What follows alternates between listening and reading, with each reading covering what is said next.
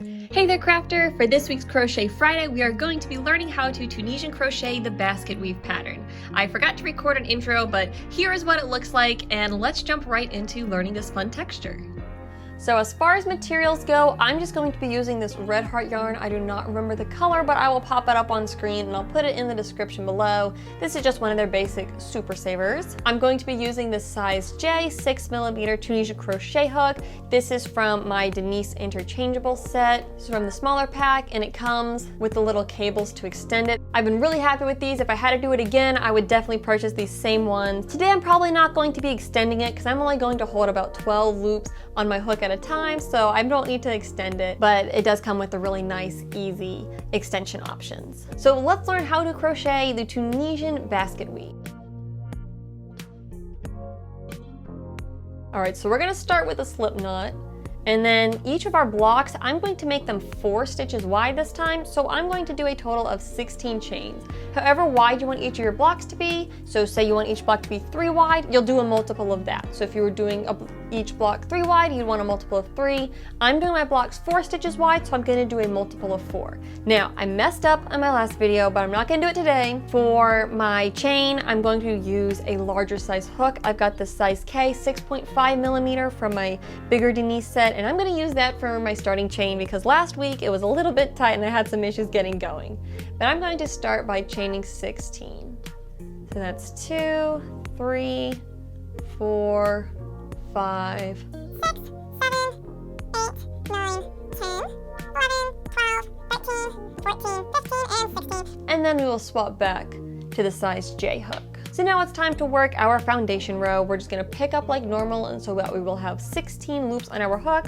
I like to pick up from the back little nubs of my chain, and then we're gonna skip this first one, go to the second one, insert and pull up a loop, insert and pull up a loop, insert in that back little nub and pull up a loop.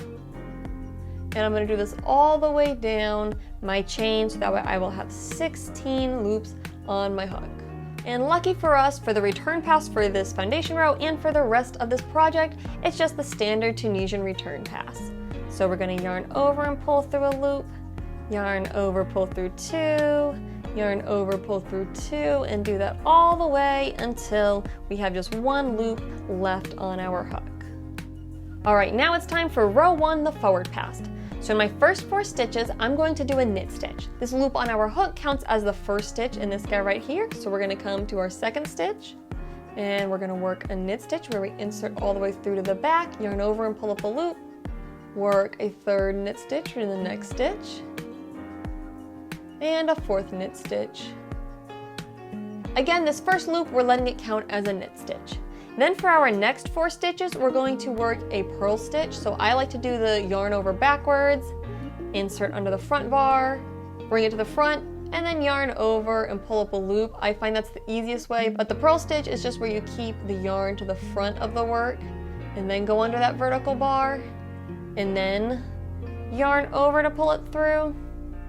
So whether you do the little backwards yarn over first or you just keep it to the front, either way it's the same thing. We're gonna work 4 knit stitches. And then for the rest of the row, we're going to repeat this pattern where we do 4 knit stitches followed by 4 purl stitches. So next we need 4 knit stitches. So 1, 2, 3, and 4. That's 4 knit stitches. Then we're gonna do 4 purl stitches. So 1, 2, 3, and lastly 4. And whenever I work in the last stitch, I always like to go under both loops because I think it creates a little bit neater of an edge to my work. If I can finish this stitch without getting caught on my tail from the beginning. All right, so I've got my 16 loops on my hook, and now we're gonna work the standard return pass. So the first time we yarn over and pull through 1, and then the rest of the way back, we yarn over and pull through 2. Now lucky for us, row 1 repeats. So rows 2, 3, and 4, we're gonna work the same way as row 1, where we're gonna start with 4 knit stitches. So again, letting this stitch count as our first knit stitch. So that's 1, and then a second knit stitch, a third knit stitch, and a fourth knit stitch, followed by 4 purl stitches.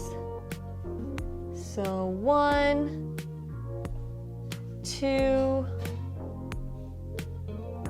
3, and then 4. And then we're going to repeat those 8 stitches all the way to the end of our row. So 4 knit, 4 purl, 4 knit, 4 purl. I only have to repeat it one more time, but if you made yours longer, you'll need to repeat it more times until you get to the end of your row. Once again, standard return pass. After I show you this one, I'm not going to bother showing the return passes anymore, just so that way the video is not so long, but always do the standard return pass. First time, yarn over, pull through 1 loop, and then the rest of the way across, yarn over and pull through 2 until you have just 1 loop left on your hook. I'm going to do rows 3 and 4, doing the exact same thing as we did in row 1, and then I will show you the second part of this pattern. Alright, so here we are after working rows 1 through 4. Now it's time to learn the second part, and rows 5 through 8 are going to all be worked the same way. So the basic idea to achieve the basket weave pattern is it's kind of like a grid. So we have a little square of purl stitches, a square of knit stitches, a square of purl stitches, a square of knit stitches. So now we need a square of purl, a square of knit, a square of purl, a square of knit. So above the knit square will be a purl square, above the purl square will be a knit square. Really simple to work that. We're going to let this first loop on our hook count as our first stitch, and we're going to work 4 purl stitches. So this is our first purl stitch, and then in that next stitch we will work our second purl stitch, go to our third spot and work a third purl stitch, fourth spot and work a fourth purl stitch. Now we're going to work 4 knit stitches. So 1 knit stitch, 2 knit stitch, 3 knit stitch, 4 knit stitch. Then we're going to repeat those 8 stitches all the way across. So we'll do 4 purl followed by 4 knit. So purl, purl, purl, and purl, and then back to 4 knit stitches. 1, 2, 3, and 4. And again, whenever I work the last stitch, I like to work under both of those bars that are on the left hand side to create just a little smoother edge. Again, standard return pass.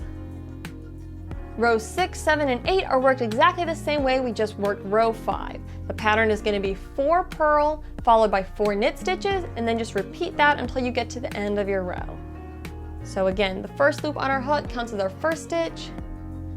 So this will be our second purl stitch, our third purl stitch, and a fourth purl stitch, followed by 4 knit stitches. So 1, 2, 3, and 4, back to 4 purl stitches, 1,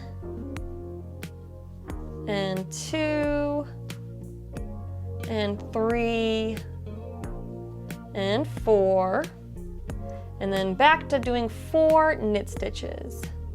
So 1, 2, and it's about at this point that I start feeling like the count when I'm working these projects. So our 4th knit stitch in the last stitch, we'll work a standard return pass. So I'm going to finish row 6 here, and I'm also going to work rows 7 and 8 in the exact same way, and I'll show you what that creates. Alright, so here I am. I have worked rows 5, 6, 7, and 8, and we end up with something that's starting to look a little bit like this. And as you can see, it looks kind of like a basket weave because these knit stitches kind of look like they're going up and down, whereas the purl stitches look like they're running left and right. And at this point, you know the entirety of this pattern. So what's really fun with this pattern is there's different ways you can incorporate this. If you want to, you can just keep repeating rows 1 through 8 immediately after each other, and I'll show you what that looks like. Or if you want to, you can do rows 1 through 8 and then do a few rows of just simple stitch to kind of create a band, and then do another section of rows 1 through 8. So it would kind of break up the basket weave, where you'd have the basket weave, just a little band, and then the basket weave. But I'll go ahead and show you how each of those would turn out.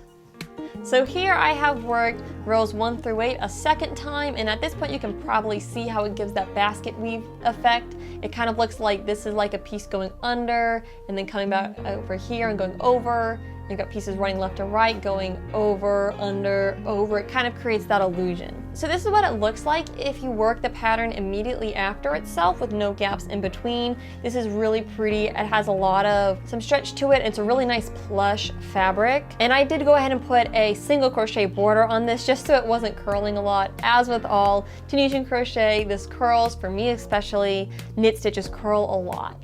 But this is what it looks like if you work the pattern back to back immediately after itself. And then let's see if I can get this at a good angle here. This is what it looks like when there's kind of a gap. So here, down here, it's a little stretched right now because I'm holding it at an angle. I've got a lot of yarn in here, but you can see how it kind of has the basket weave effect going on right here.